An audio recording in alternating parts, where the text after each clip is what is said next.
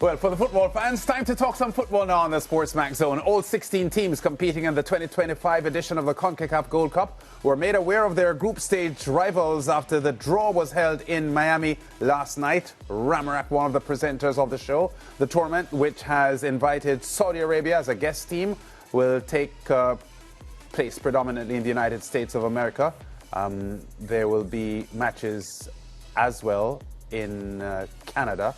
And the tournament will run from the 14th of June to the 6th of July. Now, without further ado, let's have a quick look at the groups that unfolded last night. 9-time champions Mexico and defending champions they are. They are in Group A with Costa Rica, the United States, and Suriname. Mexico, Costa Rica, Suriname, and the Dominican Republic. So 2 Caribbean teams there in Group A with Mexico and Costa Rica. Sorry about that. Let's go to Group B now. Canada, who were champions in 2000, the only team apart from Mexico and the United States to win the Gold Cup. And they'll face Honduras, El Salvador, and Curacao in Group B. Group C will have Panama, Jamaica, Guatemala, Guadeloupe. And Group D will have the United States, who have been champions 7 times. They'll be up against 2 teams from the Caribbean, Haiti and Trinidad and Tobago, and the guest team Saudi Arabia will be there as well. So those are the groups for the CONCACAF Gold Cup tournament coming up this summer. Now we're gonna check over to Trinidad and Tobago and talk to Brent Sancho, who will talk to us about what his take is on these groups and the talking points, particularly with the English-speaking Caribbean entrants, the Reggae Boys Soca Warriors, and who better to have the discussions than former Soca Warrior himself, Brent Sancho. Brent, I know we're talking CONCACAF Gold Cup football, but I want to give you an opportunity immediately to say something about the legend Leo Beenhakker, the Dutchman who coached Trinidad and Tobago to the 2006 World Cup finals. Passed away yesterday at age 82. He was your coach that went to Germany to play the World Cup, and I'm sure you'd have a few words in his honor at the moment. Yeah, obviously it's really heartbreaking news coming out of Holland. As I'm sure many of my colleagues would have said, he was more than a coach to many of us. He was a leader, an inspirer, and a father figure. He is easily the best man manager I've ever played for. And, you know, when you think about Leo Beenhakker, you don't think X's and O's. You think about those moments that you had with him, the words that he used. And, you know, coming into Trinidad and Tobago in the time that he did, when our World Cup campaign looked like it was on the brink of coming off the rails, he came in with this sort of belief that certainly filled the room. And as I said, he's more than just a coach. I think he's left an indelible mark in Trinidad and Tobago football, and he's certainly a national treasure. Yeah, and I know I've seen a lot of quotes from people like Dwight York, who was a captain of the team, Stern John, who was the leading goal scorer in the team, and all of the statements appear to concur with the points that you're making here, Brent, about his man management skills and the fact that he has now gotten, and he has a national award from Trinidad and Tobago, hasn't he? Because the country embraced the work that he did with the team in your historic trip to the World Cup in 2006, which at that time was historic because TNT had become the smallest nation in history to qualify for a World Cup finals. Yeah, he was part of the group that received the Shakoni Award, certainly well-deserved. And when you talk about accolades and obviously, having those sorts of impact on a nation, you would certainly like to see something else done for him. Because as I said, his legacy lives on. A lot of us that played in that 2006 team have carried on, and many have utilized the words and the lessons that we've learned from him to have some sort of impact on football in Trinidad and Tobago. And I think he's left a measuring stick for many, and maybe a blueprint for some of the coaches to come as it relates to qualifying for the World Cup. So certainly, if there is something to be had or something to be done, I would love to see it. Something is done, but outside of that, I think his memory should never die in this country, and he should certainly have a legacy that lives on past all of our lifetimes. Yeah, I agree with you 100% there, Brent. talk to us now about the draw. Let's start with the Group D draw with Trinidad and Tobago, Haiti, but you've got some massive teams there to contend with, the USA and the guest team, Saudi Arabia. Is Group D the toughest of them all? It's not the toughest of them all. It's certainly a tough group for Trinidad and Tobago. We've come up against a USA team that we've had our struggles against. Of course, the famous 2018 win that stopped the US from going to the World Cup. But outside of that, the Haiti and Saudi Arabia we played recently in December, did not have the best result. And of course, Haiti is a team that we've had our challenges with. And so for Dwight Yorke and his players, it is a moment to test their mettle.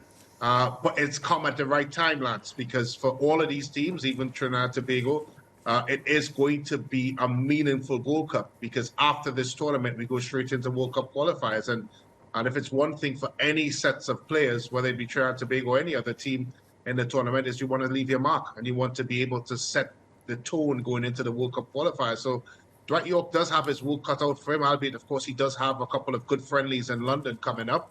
And I would think going into the World Cup, it would be a massive measuring stick for Dwight Yorke and his men. So, of course, the Americans are under some pressure, right? Based on the fact that, well, by their own standards, they didn't do well in the CONCACAF Nations League. So I'm wondering if this is a big opportunity for Trinidad to try and make Trinidad and Tobago to try and make their mark against an American team that's wounded, and it is their final opportunity to get real matches in before the World Cup next year, since they won't be taking part in the qualifiers. So how do you think it's being viewed by the coaching staff, the matchup with the Americans, and of course Haiti and Saudi Arabia in that group? Well, first of all, for the Americans, as you rightfully said, this is a massive tournament. And I don't think winning the group would be enough for the Americans. Right. They have to win this tournament. This is a tournament that they have to win going into the World Cup. And of course, the last major tournament for the Americans as a preparation as host nation. So for them, I don't see them coming into this tournament in the way that they played in the Nations League. I think they will be well prepared. So going back to Trinidad and Tobago, it's the sort of test that this group needs. Of course, coming out of the 2 games against Cuba, albeit the second game, they won very comfortably. Cuba down to 10 men as well published and known. It's still been a mixed bag of nuts. Yes, the results have been good, but you heard Dwight talk about some of the momentary lapses, some segments of the games that he's not quite satisfied with. So the question is, of course, Donald, can he get this team well-tuned going into the World Cup? And well-tuned enough to get the sort of results that would set Trinidad and Tobago up going into the World Cup qualifiers in September. Because at the end of the day, I think the promised land for Trinidad and Tobago is quite different to the promised land for the US of A. The promised land for Trinidad and Tobago is to get to the World Cup. And the World Cup sets up this team for that challenge. And of course, Haiti and Saudi Arabia can't be underestimated. Haiti is a rising force, and we all saw what Saudi Arabia did the last time out on the international stage at the World Cup. So talk to me in terms of that group probably being the group of death. I'm not sure. What are your thoughts on that? It is a difficult group, and it's simply because, as you rightfully said, Saudi Arabia has shown their capabilities on the international stage. Of course, beaten in Argentina in the last World Cup. They have dropped off a bit since then, struggling a bit in their particular World Cup qualifiers. They would also look at this as a right sort of tournament to try to get things correct. And we all know Haiti. They're not an unknown force when it comes to Gold Cups and their performances and what they could present. They're very much in the hunt of coming out of their group in the World Cup qualifiers and being part of the September World Cup qualifiers. So, yes, a lot to play for all these teams with good quality, good talent, good capabilities. Yes, it's a difficult group. I'm still not sure it's the group of death, because I still feel that if you're talking group of death, you're probably talking the 3 teams outside of the US, which is Trinidad and Tobago, Haiti, and Saudi Arabia.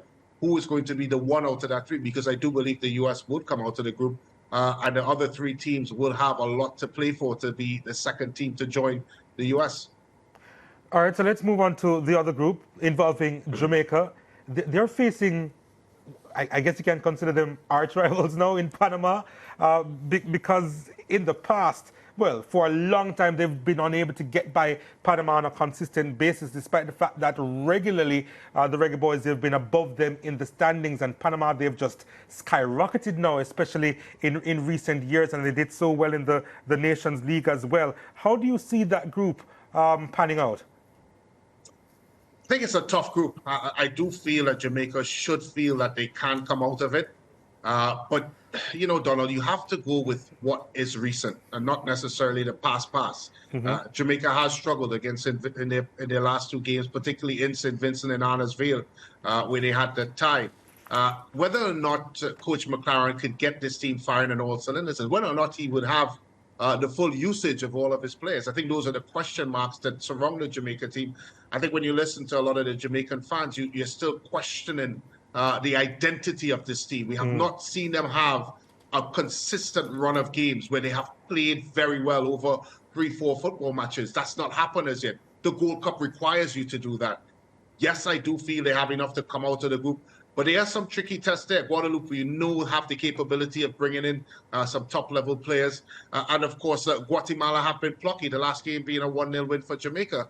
And you mentioned Panama, and they've been buoyed with the fact that they just won the Nations League, and they've been playing exceedingly well. Of course, toppling, of course, not winning, the Nations League, but doing very well in the Nations League. One of their victories was against the USA. And we've seen Panama consistently do well now. So for me, this is not a straightforward group. Jamaica will have to come with their A game, and I think the consistency that most Reggae Boys fans have been clamoring for needs to come from the Wood Goal. But surely, with the fact that he's going to be spending weeks with the Reggae Boys, it's a massive test for him to showcase his pedigree with this unit, because the matches are going to be coming thick and fast, and we'll get a better indication as to how ready the Reggae Boys will be for the qualifiers. So this has to be something that goes well, because this is a Jamaica team that has done well in this tournament and in the Nations League by consistently being in the Final Four. Yeah, and that's a fact. I think he will be feeling the pressure. There's no doubt about that. I listened to some of his remarks coming out of the game against Annisville. You have to give him credit to O'Donnell. He did fix things in the second game. But I still don't think he knows his best team. And we've seen him chop and change. We've seen, of course, the question marks around the middle of the park for Jamaica. And that has been a question mark that even precedes, or I should say, before McLaren, because that's been a question for Jamaica, whether or not they can get that midfield correct. We have no questions surrounding the front three, albeit, of course, Liam Bailey still have not shown the type of form that he's shown in Aston Villa should. So we are talking about a lot of questions, and I think that really is the concern for Jamaica. It's not a conversation about, yes, we believe we are ready set for this tournament. There are some question marks leading into the tournament, and some of those question marks may be answered in this tournament. Yeah, before we go, Brent, I don't want to leave without just a very brief look at Groups A and B, where Caribbean teams Suriname, Dominican Republic and Curacao are involved. The DOMREP has been a rising force in Caribbean Football Union football.